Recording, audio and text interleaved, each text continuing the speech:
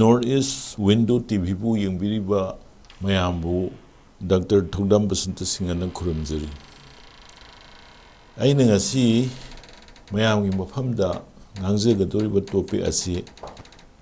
aigi physics subject gi lokhatjaraga physics na lens oiraga karamna cultural evolution of Northeast, particularly Manipur da karamba maung da yenge amasung karamaina nainagadage haibadugi matangda aina tawjagadoriba ngasigi discussion asi aina illustrate tawjagadoriba mayang mafamda takjagadoriba kitang sandokjagadoriba pot asi asengbadi David Bradley na iba direct physical techniques in the study of art, archaeology and cultural heritage haiba direct amasung aina 2005 da fast scientist ama oina lairakpa matamdagi tawkhiba akhoina tawkhiba akhoigi luminescence dating laboratory aigi guru Professor 𝗘𝗣-11 na linkhatpa magi da tawkhiba akhoigi thabak thoram mayam ama adugumbagi matangdani aina ngasi ngangjagadoribasi aduga amaromda amuksu akhoigi tawkhiba research papers singi maraktagi 2009 da Kolkata gi CGCRI da pangthokhiba national conference amada pakhiba paper asengbadi masigi paper se an application of luminescence dating to paleo-environmental reconstruction of Imphal Valley haiba masida lawriba sample di Kangla dagini aduga akhoina iriba paper na Imphal Valley ki paleo-environmental reconstruction ki matangda scientific findings into ijabadi matamduda Kangla da tauba dating gi date anikhak table amada utsei date si amana 19.3 plus minus 2.1 Ka amana 26.8 plus minus 3.0 Ka aduga atopa paper is saved to the supplementa dagi loba OSL dating 17.6 plus minus 3.6 Ka habomasu yawi adubu Facebook da khogi kari hani non expert khogi research ki idea romdagi lapna taba sumna sum isam samba misam sinadi kitang confusion oiba aduga keno toba masigi scientific ki physical techniques singdudi khangbana tabanina madu sayetna bakhra adumba dagi Facebook tam mari yetnaba mayam amasu thengnajai madugi du su tanjasi da singdopagi kudongjaba ama laujaraga aidi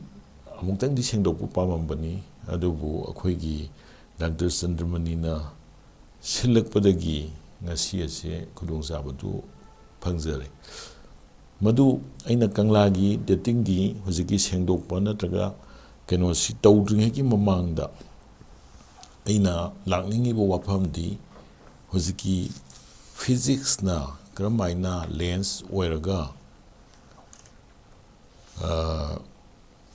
cultural heritage ki evolution singse tawra ibno haibadugi matangsida haibetang panjaningi aduna aina ahamada section kya thona khaidoga section number 1 da significance of cultural heritage habisi thamningi cultural heritage habisi karino amasung magi maru oibisi karino cultural heritage habisi amuromda magi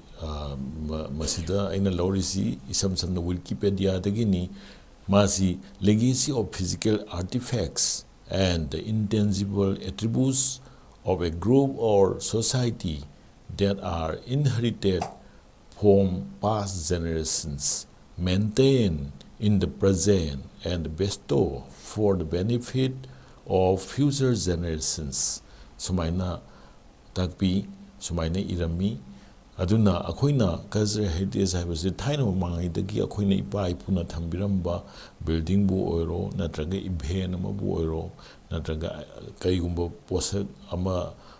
thambiramba madu lidan leiba hujiki matamda su lidan leiba adumba generation mayama for the future generation gi damukta akoina nga aga thamba adumba polam sing adumba event sing adugumba jung du loina challe haitare. Aduna akoina cultural heritage si yamna maru oribagi maramdi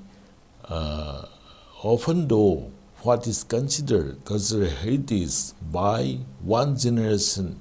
may be rejected by the next generation, only to be reviewed by the succeeding generations. Aduga akoina ngasi cultural heritage ni haibodo generation amna kakthatpa yai adagi generation amna hena chawkhalan ba yai sumaina magi generation sidunda succeeding generation singduda adumaina tawbu singduni moina revise tawraga pibu singduni aduna huji akoina cultural heritage significance oibagi maramdi kaidawgi hai kasida akoina huji si maduna discuss tawduna akoina madugi maru oibu singsido naina dana thambiramagadi madugi cultural heritage singi maru oibudo tungda lakadoriba generation singduna khanghauragadi madu ngakdana thamgani haibagi damaktani yamna maru oiribasi adagi aina yam tena pallabda mathangda section 2 da amu aina panjaningi basi physical tools adagi natraga cultural exploration se si karmaina tawge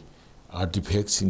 examination, characterization, and analysis of cultural heritage artifacts. Hariba singsi karmaina tawge haibasi sidais David Bradley gi like se volume anini volume ani si yam phajana sugaina yaure. Aduna mana kari hai the systematic applications of scientific methods and studies in the field of archaeology and the art had its origin in the European research community and its first manifestations as early as in the late 18th century with the published work by German scientist 𝗕𝗣-11, who analyzed the composition of metal coins. Sumain tawdana German scientists metal coin da karmaina mai composition singse semai sumain tawdana nainadana sumaina puthori sumain tawdana aina wari si sangna liza roi adana Michael Faraday na puthoropa is the effects of glass as protection for paintings at London's National Gallery. Adana akhoi photo natraga karigumba lai ayekba ma glass na khajillaga thamba sina singba singse kamaina protect tawni sise Michael Faraday na puthokpani sigise London National Gallery da sumain tawdana mayam ama scientists singsina magi kamaina protection tawni examination tawni characterize tawni anuga analysis of cultural heritage artifacts se hana tawi why masikedo we tawrino Masiki we tawrino haibasida akoina question mayam ama akoida hangi madudi archaeological finds amalere archaeology se for example akoigi samna akoigi Kangla manungda lariba Govindji temple harasi masi dagi 𝗕𝗡𝗙𝗟𝗔 hoina lairamba sang adagi kari darbar hall sina singba mayam ama ari ariba leiba posing sigi singse archaeological finds adamanga khitang paitharaga leiba masi akoina paithagibra kamain tawbuno tang kya da paithagibno sina singbase akoida hangningba ngaktani one is interested to know sina singbase akoida tungi mironda adagi hujiki mironna khangning ngaktani aduna moina kari haramge haikanda question singji kari lai how old is artifact asige artifact se kayam ahan oire ani where it is made sina singba masi kadai da sabno coin oirasu ani kai gumbo por oirasu was it made locally or was it imported say for example oren panjarake kakchingida yot thokpa kakchingida yot sungba sina singba se yot se manipur da hawbudagi sungamira natraga Myanmar dagi pusalaga madugi technology do pusalaga sungibra sina singba gi pot singse hangning question ngaktani what are materials and technology used in making it madu sabakanda karamba technology sinai aduga karamba material sing sinai karamba machak sing lawi karawai dagi lawi sina singba mayam se hangning masigi karamba part na object am lare masigi karamba part na asengmano karamba part na sengdabano mi amana kanagumba amna yanjalle natraga kanagumba ma kuina thangpadagi madu damage tawriba portion na karambano damage tawdabana karambano original na karambano sina singba mayam si hangningba question ngaktani which part is restored sina singba mayam si hangningba ngaktani who executed the art objects aduga madugi art objects singdo kanana execute torami sina singba question mayam se hangninge aduna masi hangningbanina examination adagi keno singdo characterization adugi mathau tarine aduga sidai yam phajaba wafam amasu yauri akhoina masigumba kena cultural heritage gi material singse characterize tawba examination tawba sina singba thengnaba yaba polam singsi kari no sidai makha da piri madudi masisu David Bradley gi like sidai yam phajana yaure madudi stone obi nung obi James obi ceramics obi adagi terracotta obi enamels obi glass obi natraga wood obi natraga glass obi paper obi leather obi metal obi natraga synthetic materials obi anything sumaina makhan mayam am leikre aduna I maduda sanglo aroi maramdi maduda sanglo gadi atopa focus amada chakhidore aduna huji amu mathangda kari leige da hujiki physical methods singna tawba yaba problems addressed by physical methods and use physical methods siznariba physical method mayamna maru oina launariba sigi sikarino haikasta the problems of cultural heritage especially authenticity of art objects ceramics as well as their age in general are addressed by techniques of physical science, namely XRF, XRD, Raman spectroscopy, radiocarbon dating, luminescence, TLOSL dating. Masai sidani akoina toramba posingdu aina hainingi base akoi composition analysis ta XRD XRF sina singmusing sina madu yot yaubra madu copper yaubra madu karina sabno aduna singbutu neina ba yare aduna magi pot ki nanomaterial la karino aduna singba mayam du su loina neina ba yare sina singba neina raga su magi art object artifact singdo madu maram da su khara khangba ngami adagi Raman spectroscopy digi su khangba ngami adagi sumaina element and composition analysis tawge haragana siumba physical techniques singsi sinai aduna matang sida ina aigi wari aigi biodata ma palahuntre madu hapetang panjake aisi hambada manipuri university da 2005 da DST Department of Science and Technology New Delhi gi makhada New Delhi ki scheme fast track scientist ki marungda 200 akhoi base da 200 scientists khan gi marungda isu amoina khalai madudagi 2006 dagi 2010 phawba ai as a fast scientist oina Manipur sida work torami matamduda aigi topic sidi aina fast scientist oina work toriba topic to di assemble di river terrace dating ni river terrace dating habiti kidoge da akhoi turian si madugi su wari yam phasuba malai aduna wari si li regati loiba naira roi river terrace dating is na kidoge hai ka sida akhoi mioi bse mioi bana akhoi khuling dana palai bising se yamana madugi maramda moi history gi karigi mayam gi tonaribu wari singdo aina di yamna adu da research to bana tabne khangjadre madubu mayamna hainaba dagi general view da turen gi torban singda turen nak pujaga da lehau se mohamda tanai aduna turen gi terracing sida akhoi gi maru oina matam da khoina lawgiba fast scientist ki scheme dudi tectonic activity gi ni aduna earthquake singi aduna earthquake sing se adu masida flood plain sediment sing se akhoi gi turen gi lengoi hazimba lengoi chindar iba mafam sing se masigi su wari yam phajaba blai masina gedauge hai kan sida moi scientist mayam am toram basina kari ta ki hai kan sida preserve history of climatic changes huziki aing asagi khan kaithar iba aing asagi matam da thaina mamang hai do oram ba aing aisa sina singbo mayam je akhoi gi turen gi torbang gi lengoi sing sidagi khangba ngammeba magi signature se asida yaweba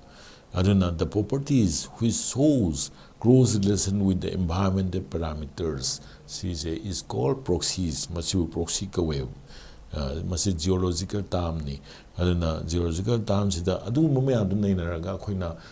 environmental reconstruction thaina mind na kramain toromi adagi madugi tongnabui dangtani akhoina kanglagi excavation toraga madugi puthoki base asengbagi keno dipandam di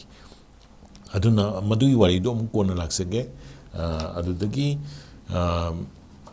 sumaina river terracing si adumaina toma river terrace ki suwari yama leire aduna hoji aina laksaningi bo point na mathangda physical tools for cultural exploration se akhoina scenery se XRD technique adagi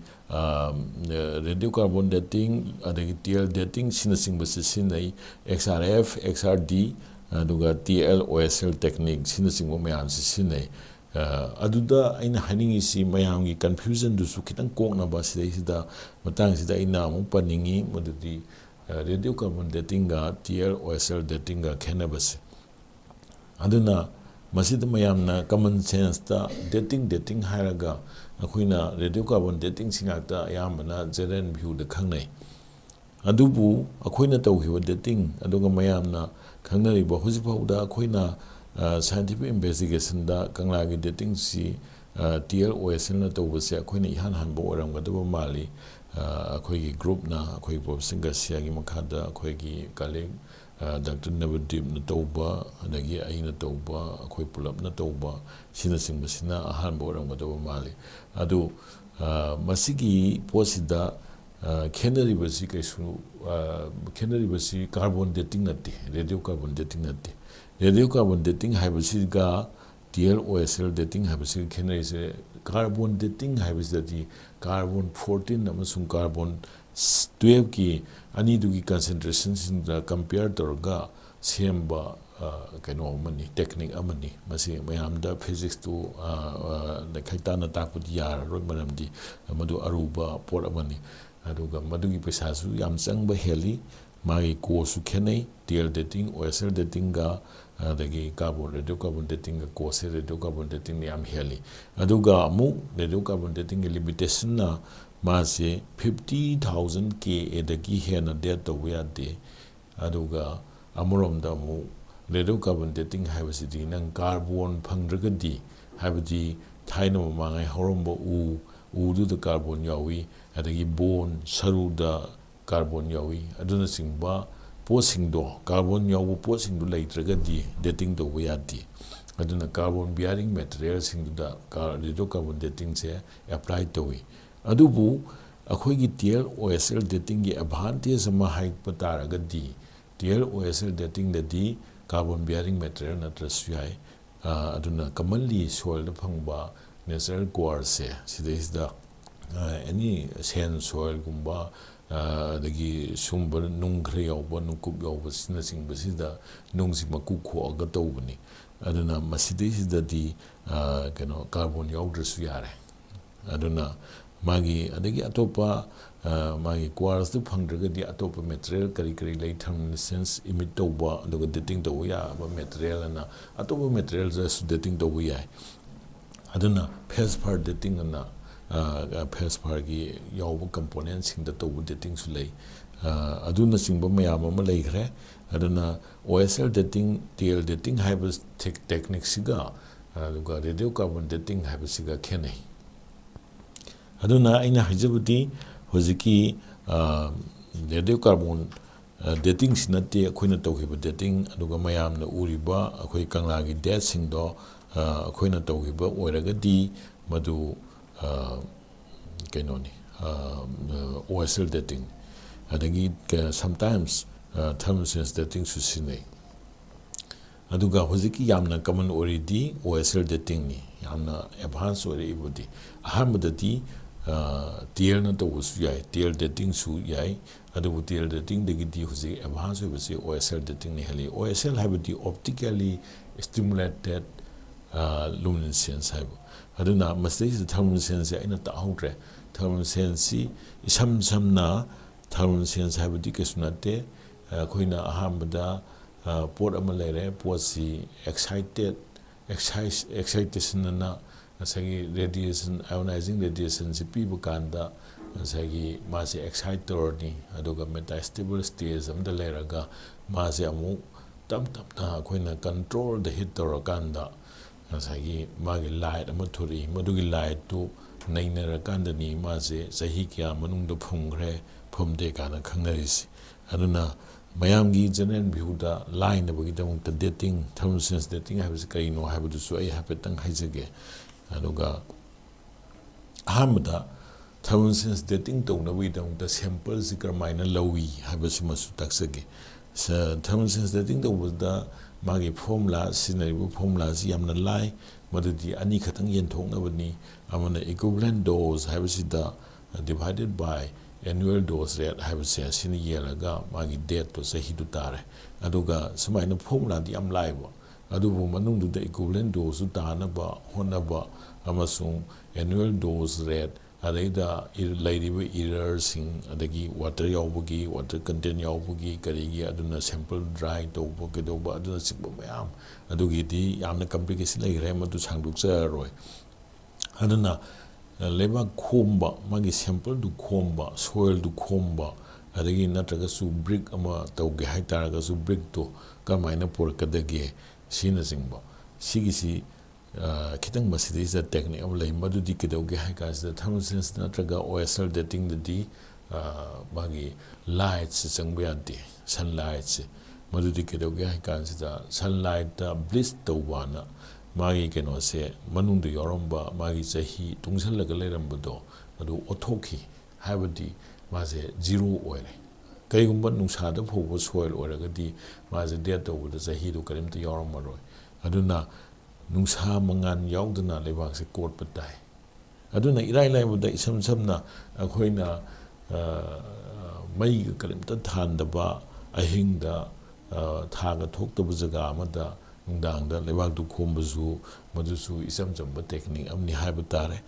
ꯑꯗꯨꯒ ꯅꯠꯇ꯭ꯔꯒꯅ ꯑꯩꯈꯣꯏꯅ polythene pipe ꯑꯃꯗ ꯌꯨꯡꯁꯤꯜꯂꯒ ꯍꯦꯛ ꯈꯣꯠꯅꯩ ꯃꯗꯨꯒꯤ ꯈꯣꯠꯄꯒꯤ ꯄ꯭ꯔꯣꯁꯤꯗ꯭ꯌꯨꯔꯗꯨꯅ scientific ꯄ꯭ꯔꯣꯁꯤꯗ꯭ꯌꯨꯔꯅꯤ ꯑꯗꯨꯃꯁꯨ ꯑꯩꯅ ꯆꯥꯎꯔꯥꯛꯄ ꯑꯃꯗꯤ ꯍꯥꯏꯔꯦ ꯑꯗꯨꯒ ꯃꯥꯒꯤ ꯊꯔꯃꯣꯂꯨꯁꯦꯟꯁ datingꯒꯤ ꯉꯁꯥꯏꯒꯤ ꯐꯣꯔꯃꯨꯂꯥꯗꯣ ꯑꯅꯤꯈꯛ ꯌꯦꯟꯊꯣꯛꯅꯕꯅꯤ ꯑꯃꯅ equivalent dose ꯍꯥꯏꯕ ꯑꯃ ꯀꯌꯥꯝ ꯇꯨꯡꯁꯤꯜꯂꯒꯦ ꯍꯥꯏꯕ ꯑꯗꯒꯤ ꯑꯃꯅ dose rate ꯍꯥꯏꯕ ꯑꯗꯣ ꯏꯁꯝ ꯁꯝꯅ ꯑꯣꯜꯂꯤꯕ ꯃꯦꯊꯠꯁꯦ ꯌꯥꯝ ꯂꯥꯏꯕ ꯄ꯭ꯔꯃꯥꯟꯗ ꯑꯩꯈꯣꯏꯅ ꯏꯁꯤꯡ ꯇꯦꯡꯀꯤ ꯑꯃ ꯇꯨꯂꯨ ꯆꯤꯡꯁꯤꯟꯕ ꯍꯥꯏꯔꯁꯤ ꯇꯨꯂꯨꯗꯨꯅ ꯄꯨꯡ ꯑꯃꯗ ꯂꯤꯇꯔ ꯑꯃ ꯆꯤꯡꯁꯜꯂꯦꯅ ꯂꯧꯔꯁꯤ ꯑꯗ ꯄꯨꯡ ꯑꯃꯗ ꯂꯤꯇꯔ ꯑꯃꯗꯤ ꯌꯥꯝꯃꯟꯗ꯭ꯔꯦ ꯄꯨꯡ ꯑꯃꯗ ꯂꯤꯇꯔ 100 ꯆꯤꯡꯁꯜꯂꯦ ꯍꯥꯏꯔꯁꯤ ꯄꯨꯡ ꯑꯃꯗ ꯂꯤꯇꯔ 100 ꯆꯤꯡꯁꯜꯂꯦ ꯑꯗꯨꯒ ꯑꯩꯅ ꯏꯁꯤꯡ ꯇꯦꯡꯀꯤꯗꯨꯗ ꯏꯁꯤꯡ ꯀꯌꯥꯝ ꯌꯥꯎꯒꯦꯅ ꯑꯣꯜꯂꯦ ꯑꯣꯟ ꯀꯥꯟꯁꯤꯗ ꯂꯤꯇꯔ 500 ꯌꯥꯎꯔꯝꯃꯦ ꯑꯗꯨꯗꯤ ꯄꯨꯡ ꯀꯌꯥ ꯇꯥꯔꯝꯕꯅꯤ? 5 ꯇꯥꯔꯦ ꯑꯗꯨꯃꯥꯏꯅ ꯑꯣꯟꯕꯅꯤ ꯃꯥꯒꯤ ꯊꯔꯃꯣꯂꯨꯁꯦꯟꯁ dating ꯍꯥꯏꯁꯤ yam chamba method ni method ti aduga manungda tawriba procedure di kitang complex oibagi wan aduna sina chimba laikre aduna 𝗕𝗏 setting habis kari no du taksare aduna aina huji isam samna akoina tawhibu finding se series da amung lakcharage aduna yam phajaba wari akoina tawhibase mayam am tawkhre adunga si loina bo utpadi ngamba tu manre aduna ahamda aina uningisi mathangda uningisi ihan amda aina wari si kainogi uninge 𝗥𝗔𝗥𝗘𝗟 uncovering the secrets of 𝗥𝗔𝗥 sida 𝗥𝗔𝗥 leba secrets sim khatang uningi madudi kedoge the iron slag of 𝗥𝗔𝗥 da yosungami habasi yam chumma wafamni madudi kedoge haikan sida 𝗥𝗔 da yosungam bagi warisi akhoigi 𝗥𝗔 people's museum da akhoigi leramba oza 𝗕𝗣-11 mani balairikta yam phajana ꯁꯣꯛ ꯇꯥꯔꯤꯛ ꯌꯥꯎꯔꯒ ꯐꯥꯎꯕ ꯏꯕ ꯃꯥꯒꯤ ꯔꯦꯀꯣꯔꯗꯇꯨ ꯂꯩ ꯁꯣꯛ ꯇꯥꯔꯤꯛ ꯌꯥꯎꯔꯒ ꯏꯕ record ꯂꯩ ꯑꯗꯨꯅ ꯃꯗꯨꯒꯤꯗꯨꯗ ꯃꯍꯥꯔꯥꯖ ꯕꯨꯙꯆꯟꯗ꯭ꯔꯒꯤ ꯃꯇꯝꯗ ꯃꯈꯣꯏ 6 ꯐꯥꯒꯠꯈꯤ ꯃꯗꯨꯗꯤ ꯀꯩꯅꯣ ꯇꯧꯋꯦꯅ ꯌꯣꯠꯁꯦ ꯅꯣꯡꯃꯩ ꯃꯔꯨ ꯁꯥꯏꯌꯦꯅ ꯃꯗꯨꯒꯤ ꯐꯥꯒꯠꯈꯤꯕꯒꯤ record to hook so tarik yauraga hosiki 𝗕𝗏-11 laiksi yauri aduna karamba kanda yosungba lepki habasi madaiduna oigani na aiga 𝗕𝗏-11 ga khoiga mana hinge matamda interview tawuda so adumai takpirami aduna magi laiktigi su khara lawthoaga hosiki iron slag ki 𝗥𝗔 gi kenose dating tawhibase masida tahiba sahisi khoina 1600 plus minus 80 years tagi aduga hojiki sam chimbung oina liba wari haigadra natraga keno moigna khomjalaga thamamba documentary lairik hojiki keno duda yawbasi ningthau king ura konthau basina pali himatam adogi panma matam si moina lairik tu di saurakna 400 AD na e ado 400 AD ni iba adwai the pan matam duga hoji akhoina tara iba scientific dating 1600 years ga sorakpa sanai habitare adumain tawdana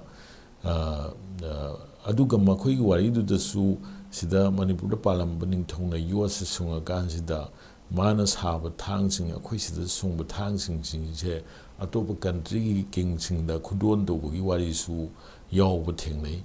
madudi the king of Japan ga kodon tawhiba sina jingbase chanaba adubu aina sida wafam amtang di padingi madudi akhoigi manipur gi tawriba scientific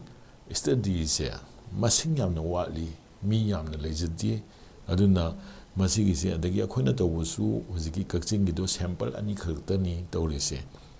aduga hojiki yotse saraga sungaga madugi mathidu paisanba mafamni madugi yot paisanba mafamdusu 𝗕𝗏-11 kawe aduna madugi keno se paper se akhoina akhoi mi keno hi pulaga publish tawhibani keno da si 2009 gi ISLA sida ahambu phongbani CGCRI da Lumination Society of India na sinba conference national conference da pabani madugi keno du yamna phajayena makhoi da su amtang hapsage hadana sanatana na South India gi archaeological survey of India karikra moigi keno se Chennai circle gi moigi bulletin sida su amu akhoi gi do amu hana reprint tawki aduna madudu yawbasi akhoi collection si akhoi guru ayamba sigi 𝗕𝗏 dating 𝗕𝗏 ki idea 𝗕𝗏 ki basic physics sina singbase akhoi professor R.K. Garcia na manipur university da hongdopani akhoi gi professor R.K. Garcia se chorapa main haijabatar di ma se yamna genuine oiba yamna quality oiba aduga emeritus professor phangiba aduga distinguished visitor of the University of Adelaide ga chatkiba nupani adagi France ki collaboration ꯀꯔꯤ ꯀꯔꯥ ꯃꯌꯥꯝ ꯑꯃ ꯂꯩꯈꯤꯕ international recognise ꯑꯣꯏꯕ ꯄꯥꯔꯁꯣꯅꯦꯂꯤꯇꯤꯅꯤ ꯃꯥꯁꯦ ꯍꯧꯖꯤꯛ ꯌꯥꯝꯅ ꯃꯃꯤꯡ ꯆꯠꯂꯕ IIT ꯈꯔꯥꯒꯄꯨꯔꯗꯒꯤ ꯃꯥꯒꯤ PhD ꯆꯦ ꯐꯪꯉꯛꯄꯅꯤ ꯑꯗꯨꯅ ꯃꯥꯒꯤ ꯊꯕꯛꯁꯤꯡꯁꯦ ꯑꯗꯨꯛꯀꯤ ꯃꯇꯤꯛ ꯑꯦꯄ꯭ꯂꯤꯀꯦꯁꯟꯁꯦ ꯃꯌꯥꯝ ꯑꯃ ꯂꯩ ꯑꯗꯨ ꯃꯥꯅ ꯍꯧꯗꯣꯛꯄꯤꯔꯝꯕ ꯉꯥꯛꯇꯅꯤ ꯍꯥꯏꯖꯕ ꯇꯥꯔꯦ ꯑꯗꯨꯅ ꯃꯥꯒ ꯑꯩꯈꯣꯏꯒ ꯄꯨꯜꯂꯒ ꯍꯧꯖꯤꯛꯀꯤ ꯀꯩꯅꯣꯁꯤ ꯔꯥꯖꯤv ꯁꯦꯛ ꯃꯌꯥꯝꯅ ꯗꯥꯛꯇꯔ ꯁꯃꯨ ꯍꯥꯏꯔꯒ ꯈꯪꯅꯕ ꯃꯥꯅꯦ ꯑꯗꯒꯤ ꯑꯩꯅꯦ ꯑꯗꯒꯤ ꯄ꯭ꯔꯣꯐꯦꯁꯔ ꯒꯥꯁꯤꯌꯥꯅꯦ ꯑꯗꯒꯤ ꯅꯕꯗꯤꯞꯅꯦ ꯁꯤꯅ ꯇꯧꯔꯒ ꯄ꯭ꯔꯣꯐꯦꯁꯔ ꯒꯥꯁꯤꯌꯥꯅꯦ ꯅꯕꯗꯤꯞꯅꯦ ꯁꯤꯅ ꯑꯗꯨꯒ ꯑꯩ ꯍꯧꯖꯤꯛ ꯐꯥꯎꯕ ꯅꯤꯡꯁꯤꯡꯉꯤ ꯑꯩꯈꯣꯏ ꯀꯂꯤꯛ ꯅꯕꯗꯤꯞꯅ ꯃꯁꯤꯒꯤ ꯁꯦꯝꯄꯜꯁꯦ ꯀꯩꯅꯣ ꯇꯧꯕꯅꯤ ꯁꯦꯝꯄꯜꯁꯦ ꯃꯥꯒꯤ ꯁꯦꯝꯄꯜꯒꯤ ꯄ꯭ꯔꯤꯄꯦꯔꯦꯁꯟꯗꯨ ꯃꯥꯅ ꯇꯧꯕꯅꯤ ꯑꯗꯨꯒ ꯑꯩꯅ ꯃꯦꯖꯔꯃꯦꯟ ꯏꯟꯁꯇ꯭ꯔꯨꯃꯦꯟꯇꯨ ꯃꯦꯖꯔ ꯇꯧꯕꯅꯤ ꯑꯗꯨꯅ ꯁꯨꯃꯥꯏꯅ ꯑꯩꯈꯣꯏꯒꯤ ꯀꯣꯂꯥꯕꯣꯔꯦꯇꯤቭ ꯋꯥꯔꯛꯁꯦ ꯁꯨꯃꯥꯏꯅ ꯇꯧꯔꯒ ꯄꯨꯊꯣꯛꯈꯤꯕꯅꯤ ꯃꯇꯝꯗꯨꯗ ꯑꯩꯈꯣꯏ ꯁꯃꯨꯒ ꯍꯧꯖꯤꯛꯀꯤ ꯇꯨꯃꯨ ꯍꯥꯏꯔꯤꯁꯤꯗ ꯚꯤꯖꯤꯠ ꯇꯧꯕꯗ ꯑꯩꯈꯣꯏꯅ ꯉꯥꯡꯅꯩ ꯑꯗꯨꯒ ꯌꯥꯝꯅ ꯐꯖꯅꯁꯨ ꯈꯟꯅꯩ ꯃꯗꯨꯗꯤ ꯀꯩꯗꯧꯕꯒꯤ ꯇꯨꯃꯨ ꯆꯤꯡ ꯀꯧꯔꯤꯅꯣ ꯍꯥꯏꯗꯅ ꯑꯗꯨꯅ ꯃꯗꯨꯒꯤ ꯇꯨꯃꯨ ꯆꯤꯡ ꯀꯧꯕꯒꯤ ꯋꯥꯔꯤ ꯑꯗꯒꯤ ꯃꯈꯥ ꯇꯥꯕ ꯍꯧꯖꯤꯛꯀꯤ ꯑꯥꯔꯀꯤꯑꯣꯂꯣꯖꯤꯒꯤ ꯑꯣꯏꯕ ꯍꯧꯖꯤꯛꯀꯤ ꯃꯐꯝꯗꯨꯒꯤ ꯑꯣꯏꯕ ꯑꯗꯒꯤ ꯑꯥꯏꯔꯟ ꯁ꯭ꯂꯦꯒꯀꯤ ꯑꯣꯏꯕ ꯃꯇꯥꯡꯁꯦ ꯁꯃꯨꯅ ꯔꯥꯖꯤv ꯁꯦꯛꯅ ꯃꯈꯥ ꯆꯠꯊꯍꯧꯏ ꯑꯗꯨꯅ ꯃꯈꯥ ꯇꯥꯕ ꯑꯇꯣꯞꯄ ꯋꯥꯔꯤꯁꯤꯡꯗꯤ ꯃꯉꯣꯟꯗꯒꯤꯁꯨ ꯑꯗꯨꯝ ꯈꯪꯒꯅꯤ ꯑꯗꯨꯅ ꯁꯨꯃꯥꯏꯅ ꯇꯧꯗꯅ ꯑꯩꯈꯣꯏꯅ ꯀꯛꯆꯤꯡꯒꯤ ꯑꯥꯏꯔꯟ ꯁ꯭ꯂꯦꯒꯀꯤ ꯀꯩꯅꯣꯁꯦ ꯗꯦꯇꯤꯡꯁꯦ ꯃꯁꯤꯁꯨ ꯀꯛꯆꯤꯡꯒꯤ ꯑꯥꯏꯔꯟ ꯁ꯭ꯂꯦꯒꯀꯤ ꯗꯦꯇꯤꯡ ꯇꯧꯕꯁꯦ ꯑꯩꯈꯣꯏꯒꯤ ꯒ꯭ꯔꯨꯞꯁꯤꯅ ꯐꯥꯔꯁ ꯇꯥꯏꯝ ꯑꯣꯏꯔꯝꯒꯅꯤꯅ ꯈꯜꯂꯤ TL-OSL ꯗꯦꯇꯤꯡ ꯇꯧꯕꯁꯦ ꯑꯗꯨꯗꯒꯤ ꯃꯊꯪꯒꯤ ꯋꯥꯔꯤꯁꯤꯅ ꯑꯃꯨꯛ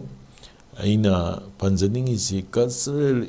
ꯏꯚꯣꯂꯨꯁꯟꯁꯤ ꯑꯩꯈꯣꯏꯒꯤ ꯍꯧꯖꯤꯛꯀꯤ ꯐꯤꯖꯤꯀꯦꯜ ꯇꯦꯛꯅꯤꯛ ꯃꯌꯥꯝꯁꯤ ꯁꯤꯖꯤꯟꯅꯔꯒ ꯇꯧꯕ ꯌꯥꯕ ꯉꯥꯛꯇꯅꯤ ꯑꯗꯨꯕꯨ ꯌꯥꯝꯅ ꯂꯨꯔꯤꯕꯁꯤꯅ ꯀꯩꯗꯧꯒꯦ ꯍꯥꯏꯕ ꯀꯥꯟꯗ ꯈꯨꯠꯂꯥꯏ ꯆꯪꯏ ꯄꯩꯁꯥ ꯆꯪꯏ ꯑꯗꯒꯤ ꯃꯁꯤꯒꯤ ꯗꯦꯇꯤꯡ ꯑꯃ ꯇꯧꯕꯗ ꯄꯩꯁꯥꯁꯤ ꯑꯉꯛꯄ ꯐꯪꯅ ꯆꯪꯏ ꯍꯥꯏꯔꯤꯕꯁꯤꯁꯨ ꯑꯃꯨꯛ TL-OSL ꯗꯦꯇꯤꯡꯅ ꯈ꯭ꯋꯥꯏꯗꯒꯤ ꯍꯟꯊꯔꯕꯅꯤ ꯑꯗꯨꯒ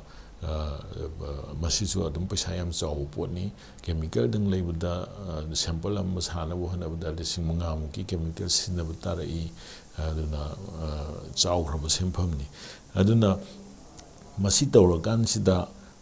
ꯃꯤ ꯆꯪꯏ ꯑꯗꯨꯅ ꯑꯩꯈꯣꯏꯒꯤ ꯁꯤꯒꯨꯝꯕ ꯔꯤꯁꯔꯆꯔ ꯑꯣꯏꯔꯤꯕ ꯃꯤꯁꯤꯡꯁꯦ ꯌꯥꯝꯅ ꯃꯔꯥꯡ ꯀꯥꯏꯕ ꯇꯥꯏ ꯑꯗꯒꯤ ꯑꯇꯣꯞꯄ ꯐꯤꯜꯗꯒꯤ ꯀꯝꯄ꯭ꯌꯨꯇꯔꯗꯒꯤ ꯑꯇꯣꯞꯄ ꯀꯦꯃꯤꯀꯦꯜ ꯐꯤꯜꯗꯒꯤ ꯃꯌꯥꯝ ꯑꯃ ꯑꯦꯡꯒꯜ ꯃꯌꯥꯝ ꯑꯃꯗꯒꯤ ꯆꯪꯉꯛꯑꯒ ꯑꯩꯈꯣꯏꯒꯤ cultural heritage sometimes human settlement pattern ꯁꯤꯅꯆꯤꯡꯕ ꯃꯌꯥꯝꯁꯦ ꯀꯜꯆꯔꯒꯤ ꯏꯚꯣꯂꯨꯁꯟꯁꯤꯡꯁꯦ ꯅꯩꯅꯕ ꯂꯣꯏꯅ ꯌꯥꯒꯗꯕ ꯉꯥꯛꯇꯅꯤ ꯑꯗꯨꯕꯨ ꯑꯩꯈꯣꯏꯒꯤꯁꯤꯗ ꯃꯤ ꯋꯥꯠꯂꯤ ꯑꯗꯒꯤ ꯊꯕꯛ ꯇꯧꯕꯁꯦ ꯍꯧꯕꯗ ꯉꯥꯏꯔꯤ ꯍꯥꯏꯕ ꯇꯥꯔꯦ ꯀꯔꯤꯝꯇ ꯍꯧꯗꯕꯒꯨꯝꯕꯅꯤ ꯑꯗꯨꯅ ꯃꯁꯤꯒꯤ ꯄꯣꯠꯁꯤꯃ ꯂꯩꯔꯦ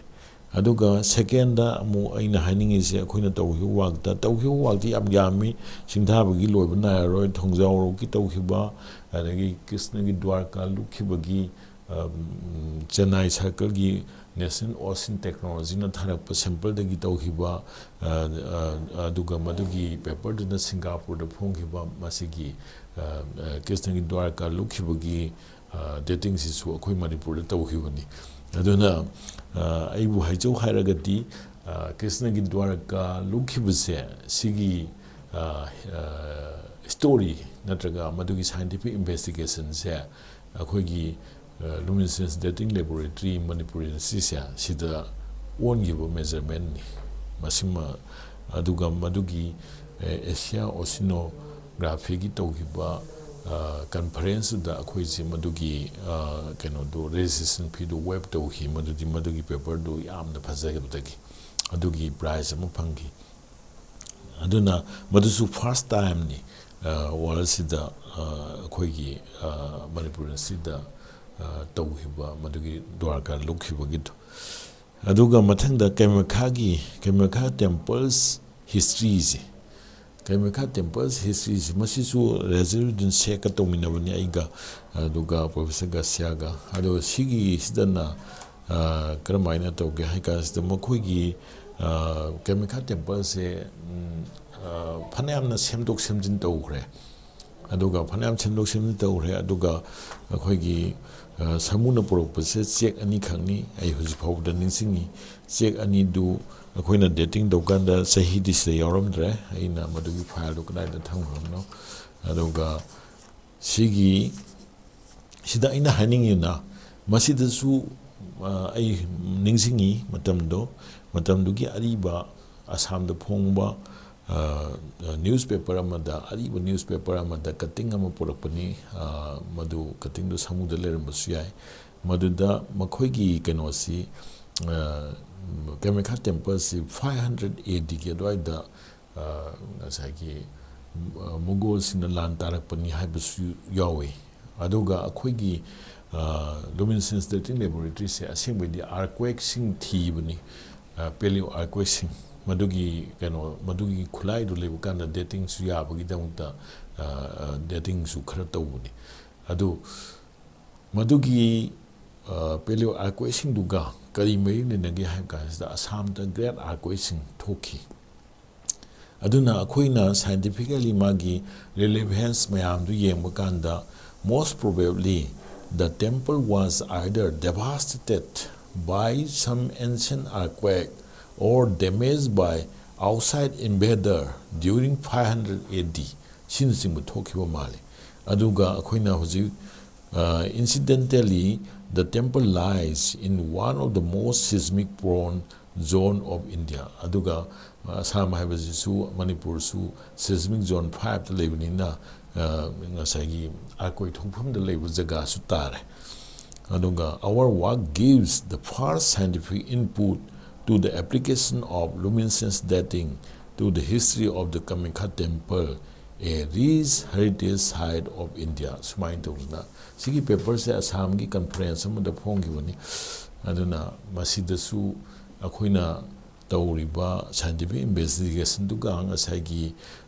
ariba newspaper amada yawba makhoigi haifet singnaba empire do invaders singna huzigi 𝗕𝗥𝗡 temple thugagi haiba or natraga do great earthquake na thonba devastation oramba yaba adumbugi tekba kai hibudo madugi khudam relevance mari linaba singdu phangbra haina khale adubu akhoina harisi sample yamba darkar lei adagi scientific investigation singdo loinabak angle mayam amadagi changa aga asengba proof tawba yagadabani aduga akhoi sample ama natraga ani duna tawba yabati natti sima aina clarification tawjake aduna aigi warisi asengmudi mayam punna nainaba adagi scientific investigation se mayam ama changi aduga tongan ba discipline mayam amadagi su changi aduga amani khak tawbuna yaroi haibasi khatani aina haijaningba aduna hoji aroibada aina warisi kenogi ama panjage aroibu warisina hoji ki kangla gisi kamain tawgeda kangla gisi kari mari leinai haibada in an attempt kangla gisi inhabitants of manipuri poni gasu mari leinai adagi Kangla gasu mari leinai harisi aina leinai yana prove tawududi natti maramdi kaigino habda prove tawge haitaradi angle mayam am sangba aduna aina torambase preliminary ni masidis da khoi nanjes thongbam yawre nanjes thongbamna mana sample si kolakpani adagi sample se excavation karikra adagi mana tawbani aduga khoi gi colleague navadip yawre adagi professor gasya yawre adagi akhoi 𝗧𝗔𝗟𝗞 ki yamna phauba Bhubaneswar gi akhoi gi magi kenodo kari CSR laboratory gi oza professor BS Acharya yawre sina singba mayam si torakan sida madugi Kangla dagi khomokpa sample do madu soil sample ni madu soil sample do adugi lithology kari kraduna nanje soina atopa keno madu naina khre adagi amu magi 𝗧𝗔 kari kraduna odagi oza Acharya hoin nainare aduna magi sample gi size kari dagi su mari leina ba relevance budi yamna lei aduga akhoina madu hekta tasinba budi yaba natte aduna ꯔꯤꯂꯦꯚꯦꯟꯁꯤꯡꯗꯨꯒ ꯂꯣꯏꯅ angle ꯃꯌꯥꯝꯗꯣ ꯄꯨꯜꯂꯒ ꯇꯥꯁꯟꯒꯗꯕꯅꯤ ꯁꯤꯅꯤ ꯑꯗꯨꯕꯨ ꯌꯥꯝꯅ ꯐꯖꯕ ꯄꯣꯠ ꯑꯃꯗꯤ ꯁꯤꯗꯩꯁꯤꯗ ꯑꯩꯅ ꯍꯥꯏꯅꯤꯡꯉꯤꯗꯤ in an attempt to indicate the evidence of inhabitants of Manipuri Polo Poni accused in magise scientific name na accused 𝗧𝗥𝗢𝗣𝗚𝗖 in Imphal Valley during Palestinian equine materials and associated archaeosediments at subsurface depth 5 to 20 feet of Kangla, the ancient fortified capital of Imphal, Manipur. Location is 24° north is where unearthed, processed and dated. Sirayisda paningi city kaigino hai kansida hojiki mana jesna sample khomokpaduda hojiki sagon gi oiba sarusu phangba adagi aduna singbudu sida palle result se aduna maram oiraga masidisida khoina till date se 19.299 plus minus 2.097 Ka before present at 10 feet subsurface ki ama palle adagi atobasu palle adubu aina haise madugi actual paper dadi ahum palle madudi relevant keno duga sabamena dagi court palle bang duga aduna haiba mayam se loina yenguragadi akhoina thijanbu watpo orambasu yai natraga lalambasu yai madudi kedoge haikan sida akhoigi hojik leriba poni sagon sinadi akhoigi human dagi mana formation se hali haiba masu hai madudi atopa international gi atopa findings sing da sumoina hana create tawi ga haibasi akhoina keno human sapiens karam kan gi haurai adugi du scientific discovery natraga scientific ki thajan bi sing du lainare adu dagi mamang da sagon hana semi haiba posu lei aduna singbo mayam do kadai bobu chumino chumdrino adagi akhoigi se kadai bobu relevance oige habase preliminary survey adai preliminary analysis khara tawre maduga adai china da phonggiba paper sing aduga sumana bo mayam bobu diyawi aduna mina kramaina phonggibno kedobuno habase thizelaga di akhoigi sisu yamna kanabu oigani na khalli aduna masini aina hainingisi aduna wasi aina yamna sangna ngangbasi ngasigi topic sidadi aina hainingbasi sikhatani aduna masida aina conclude tawningisi ateke sunate akhoigi ja yamna wali horokpada ngari howbu howdri aduna masi pulab yengminaraga different angle dagi tawminasi aduga afabadu karino habadu yengsi aduga chumambasu yai chumamdabasu yai adubu howba madi howre kharadi howre adubu akhoi laiba younger generation singnasu scientific finding mayam ama darkar leiri habasini aina thamjaningba si hairaga mayambu khuramjari